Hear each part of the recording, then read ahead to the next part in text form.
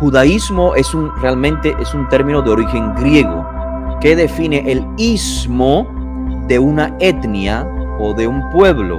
En este caso el pueblo es Judá. Entonces el judaísmo, ese ismo de Judá, ismo significa las costumbres, la cultura en sentido general, la idiosincrasia expresada en creencias, en cultos y demás.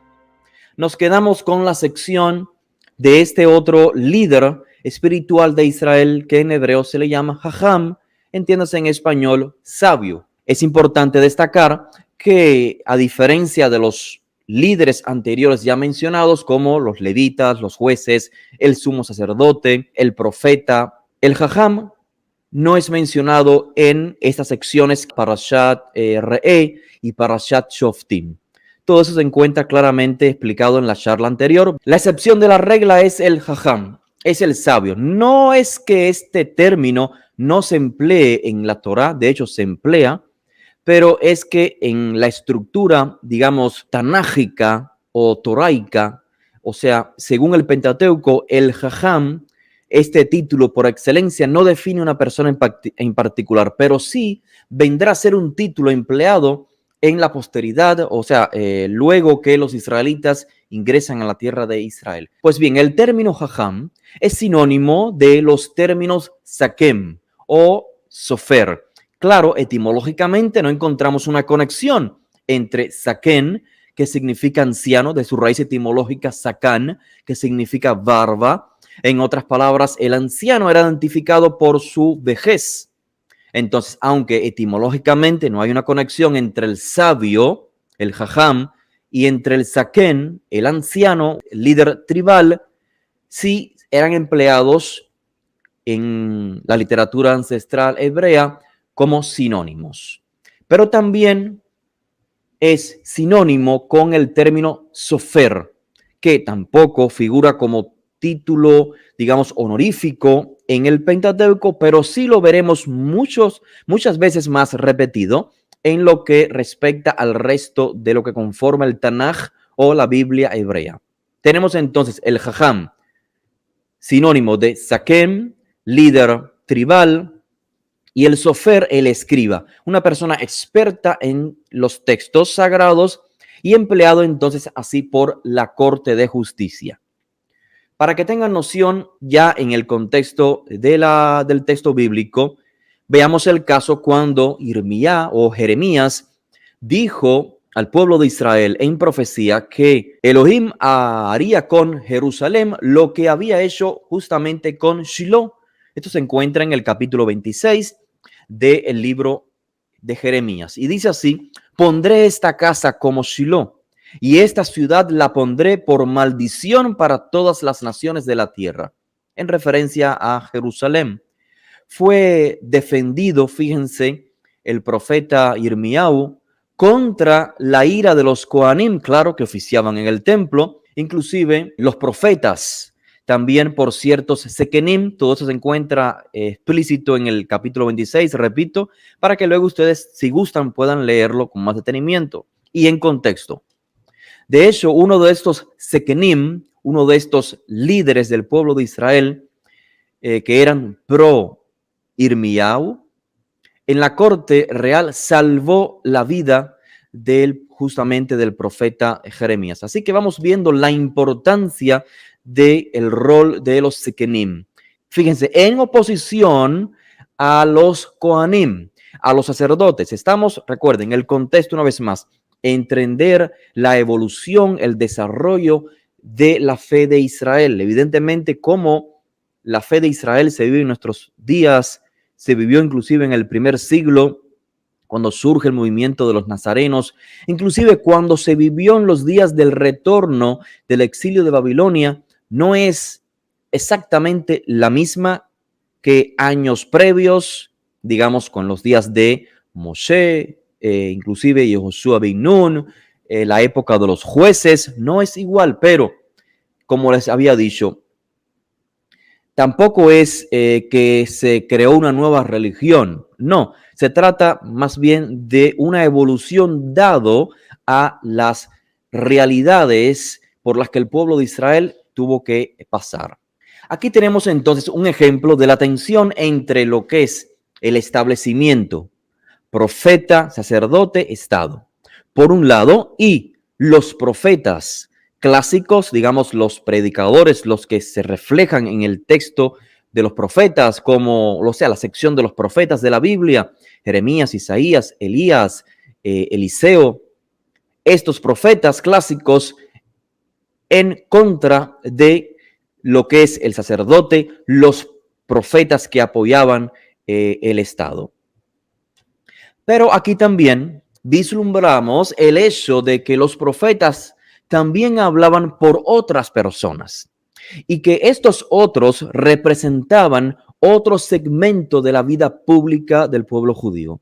Estos eran los sekenim, o sea, los literalmente ancianos, como ya dije, que significa líderes del gobierno o líderes de cada región del pueblo de Israel y quienes disentían de la política convencional. Aquí tienen una imagen que de cierta manera trata de transmitir esta idea. Entre estos ancianos o sekenim habían ciertos soferim. Soferim son escribas, fíjense que viene de la misma raíz de sefer. Sefer es en hebreo libro, sofer es el escriba. Así que les decía, entre los sekenim, entre estos líderes del pueblo de Israel, que no todos estaban de acuerdo cómo el sistema gubernamental se estaba llevando a cabo, o la política, por así decir, habían un grupo identificados, ya dije, como escribas, una clase de escolásticos que eran funcionarios del gobierno, o sea, expertos, creo que esto lo dije al inicio, expertos en los textos y evidentemente también transmisores de la tradición ancestral de Israel. Tal escriba fue este personaje que en Segunda de Reyes, capítulo 22 y verso 8, es llamado Shafán. De hecho, Shafán, el escriba, es el padre del benefactor del profeta Irmías. Los soferim, los escribas y sus asociados, los sekenim o los ancianos, eran los líderes de grupos disidentes que estaban alienados del culto sincrético que prevaleció en lo que era Jerusalén a lo largo de los siglos. Notemos esta sección que es sumamente importante, hacer esta distinción entre los sofrim y los sekenim como distanciados, repito, de lo que era el culto en Jerusalén. Bien, pero no pensemos que eran separatistas, sino que constituían un liderazgo espiritual alternativo, emergente en aquel momento de la historia. Algunos de este grupo enseñaron en escuelas no sacerdotales, es decir, a pesar de que eran Kohanim, sacerdotes descendientes de Aarón, no desarrollaron el rol del sacerdote, pero sí establecieron sus centros de enseñanza y evidentemente fuera de estos círculos desarrollaron lo que se conoció posteriormente en términos académicos como la literatura de la sabiduría, la cual vamos a mencionar más adelante. Bien, este grupo es el que produjo un personaje como Esdras, el escriba. Esdras es su nombre en español, su nombre hebreo es Ezra, que significa ayuda o el que ayuda.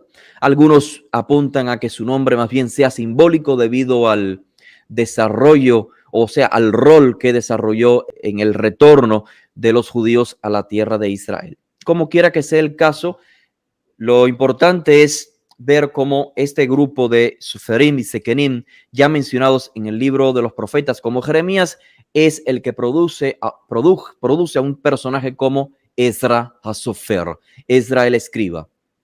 Y claro, y los elementos religiosos post-exílicos que evolucionaron en un amplio espectro de sectas y movimientos judíos, así como veremos más adelante el proto-rabinismo, o sea, lo que posteriormente llegaría a ser el judaísmo rabínico.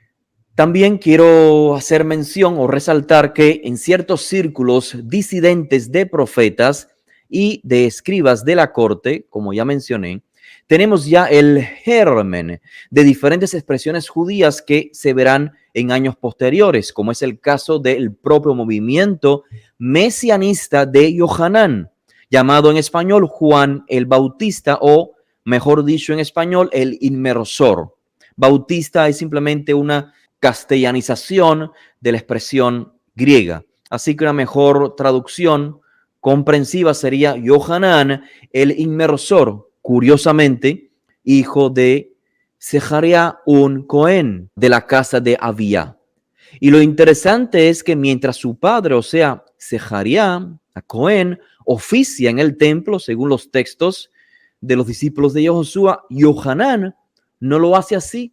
Yohanan desarrolla un rol, vamos a decir, fuera ya del contexto estructural de lo que es el templo, imitando de cierta manera la realidad no solamente de la persona, de la figura de Ezra, que era de igual manera Cohen, y de Nehemías, o Nehemías en español. Más adelante vamos a ver cómo también ellos se distancian de cierta manera de lo que es el culto del templo.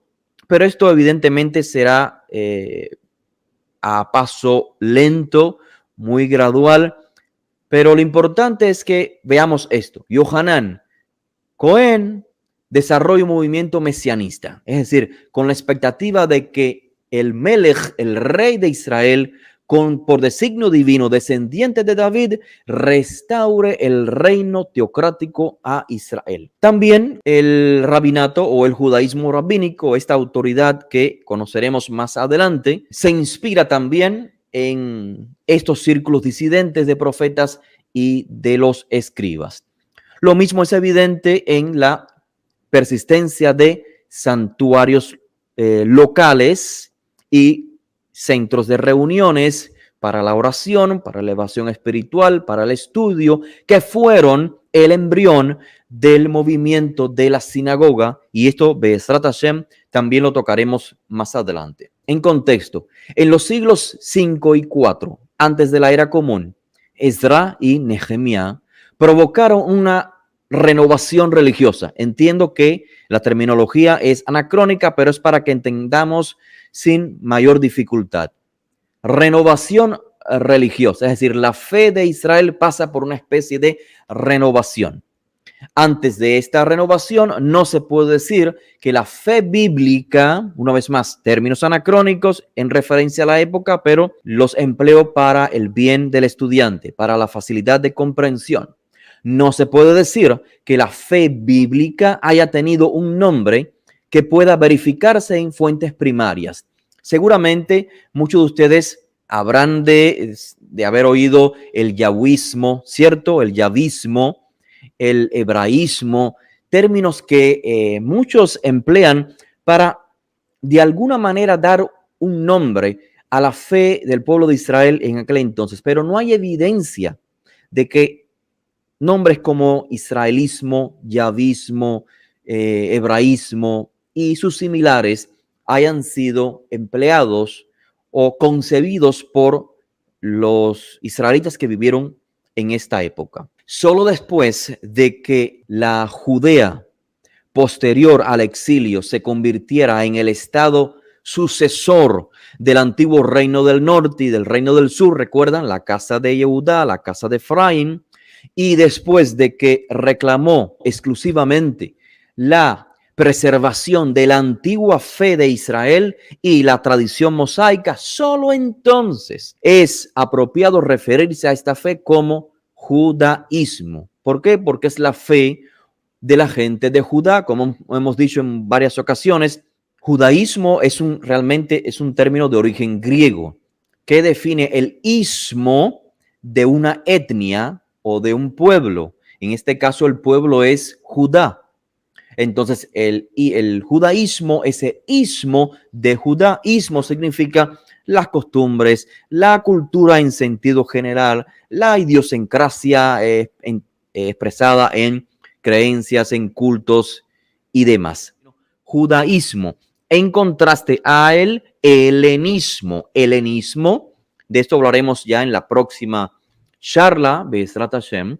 Helenismo es el ismo de Helenas. Helenas es Grecia. Es por ello, esta es la razón por la que nos referimos a la fe de Israel previo al judaísmo como protojudaísmo. Repito, porque no existe otra manera de identificarlo sin que se cree la dicotomía de decir, bueno, Israel antes del exilio babilónico era una religión aparte y ahora después del exilio es otra diferente. No, señor, no es así. Si hubo una renovación, pero no empieza una nueva religión. Así que aunque le llamemos protojudaísmo o la fe de Israel, como quiera que sea, por favor, no hagamos esa dicotomía en nuestra mente.